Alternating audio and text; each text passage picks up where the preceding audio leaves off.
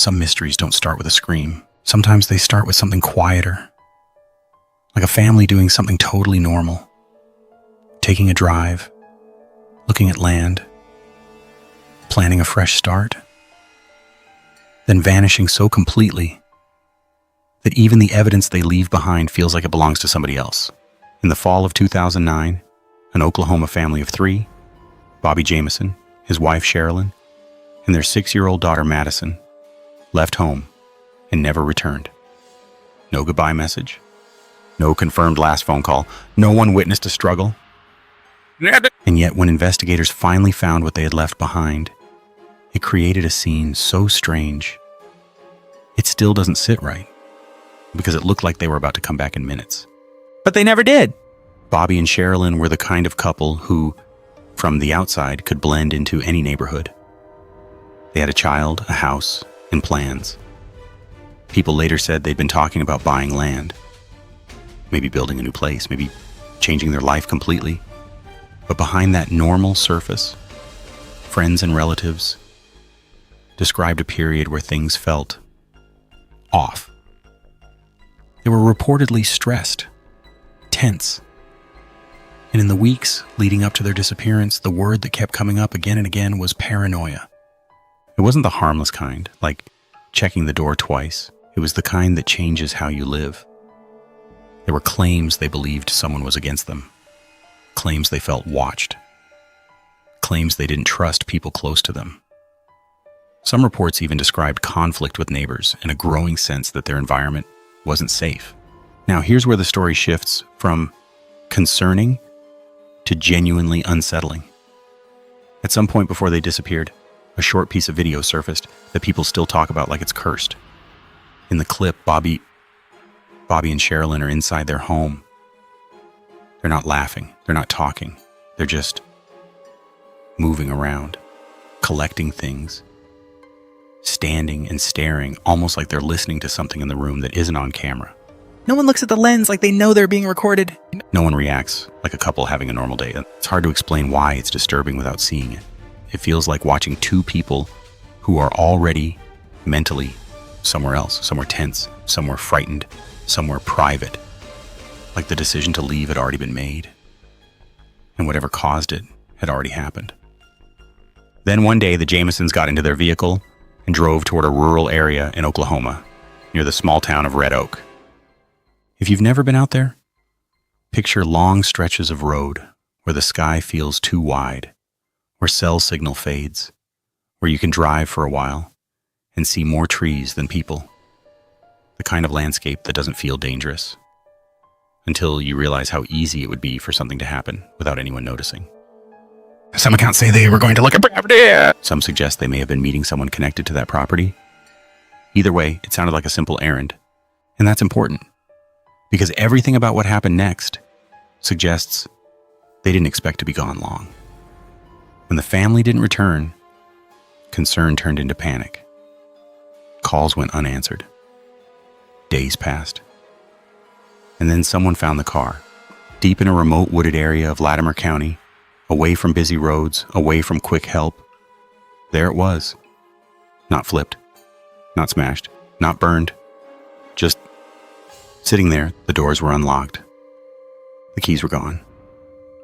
And inside there was their small dog, alive, but weak, dehydrated, trapped like it had been waiting for someone who promised they'd be right back.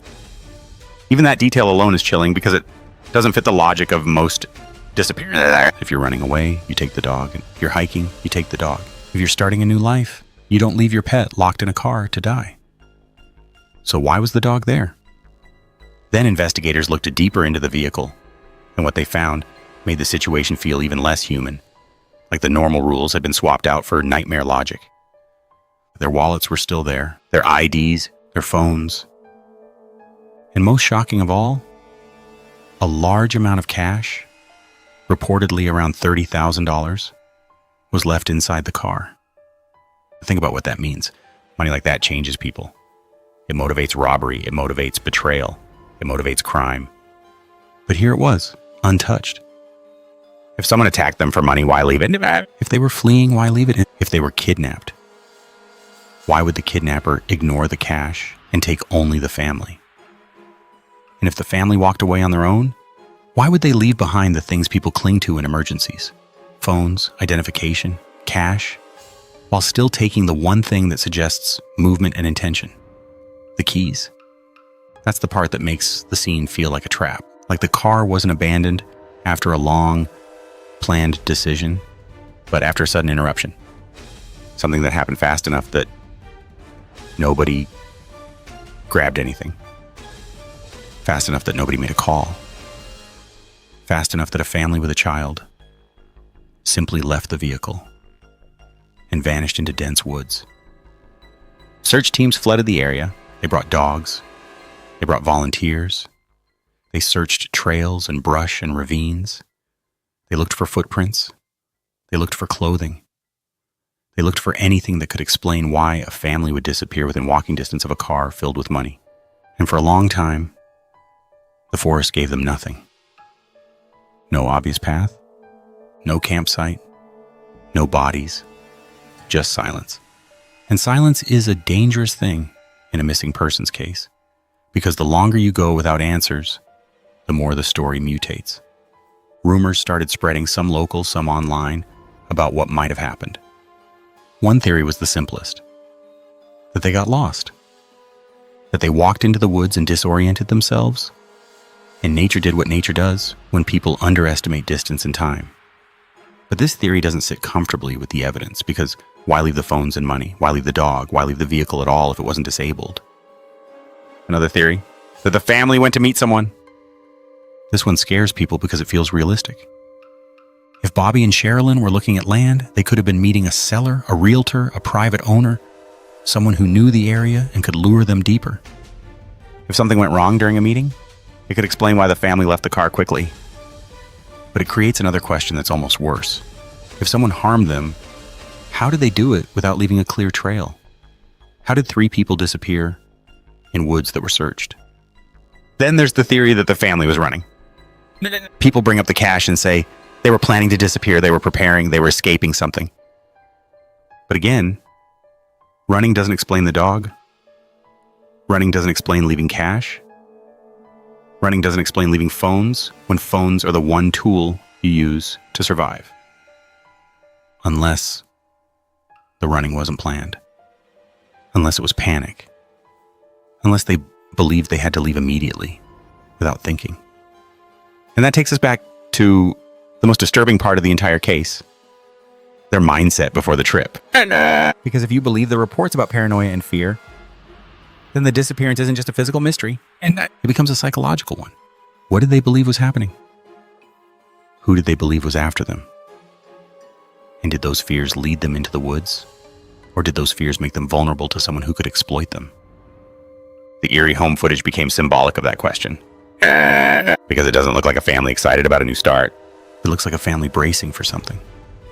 Like they're packing their life away because they don't feel safe existing normally anymore. Years passed. The Jamisons became one of those stories that people mention late at night because it scratches a very specific fear. The fear that you can do everything right, live a normal life, and still be swallowed by the world without explanation. Then, in 2013, 4 years after the family vanished, hunters walked into a remote area and found something that made the case explode all over again: skeletal remains.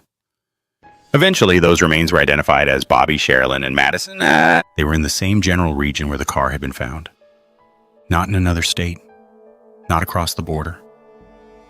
Not a dramatic escape. They were there the whole time. And instead of closing the case, the discovery made it feel more haunted, because it confirmed the worst outcome, but didn't provide a simple, satisfying why. Depending on the condition of remains and the limitations of what could be determined, the public never got a single clear explanation that everyone agreed on. No definitive closure that made the case feel solved in the way people want it to be solved. So the question stayed alive. If they died out there, what led them from the car to that location? Why did they leave the dog behind? Why didn't they take the money? Why didn't they call for help? And perhaps the most chilling question: what happened in the minutes between parking that vehicle and vanishing into the trees. Because those minutes are the missing page. Something happened fast. Fast enough that there was no trail of normal decision-making. Fast enough that a family's last trace of civilization was a car filled with everything they should have taken with them. So what fits that kind of speed? A sudden threat? A confrontation? A panic response? Or the kind of fear that makes people act irrationally?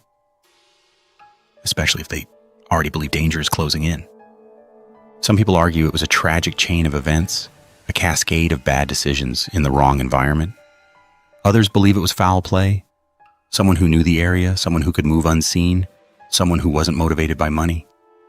And some people, after watching that strange footage, believe the family was already unraveling before they ever reached the woods. Like the real crime scene started at home, and the forest was just where the story ended. Here's the part that makes this case linger in your head long after the video ends. The money wasn't taken. That's not proof of anything by itself. But it's a clue that refuses to behave. Because money is usually the reason people do terrible things. In this case, money is the thing left behind, quietly sitting in a vehicle like bait. And the only living witness to whatever happened was the dog. A creature that can't explain what it saw. And a creature that can't tell you who approached the car. A creature that can't tell you whether the family walked away calmly or ran. It could only do one thing. Wait. And that's what makes this story feel like horror. Not because of gore, not because of a monster, but because it shows how thin the line is between a normal day and a nightmare. One drive into the woods, one stop that should have taken minutes, and then nothing. No voices, no calls, no explanation that makes the world feel safe again. And if you're listening to this at night, it leaves you with an uncomfortable thought. Somewhere out there are places where a car can be found, full of money, phones, and a family's entire identity. And the forest can still keep the most important part of the story. The moment they realized they weren't in control anymore. The moment the trip stopped being an errand and became the last thing they ever did. And that's why the Jamison family case still scares people. Because even after the discovery of remains, the mystery didn't die. It just changed shape. From where are they to something colder. What happened to them out there? That happened so quickly, they left everything behind. If you were in that driver's seat, keys in hand, would you step away from the car? Would you walk into the trees? And what would it take for you to do it without grabbing your phone, without grabbing your money, without taking your dog, without stopping to think?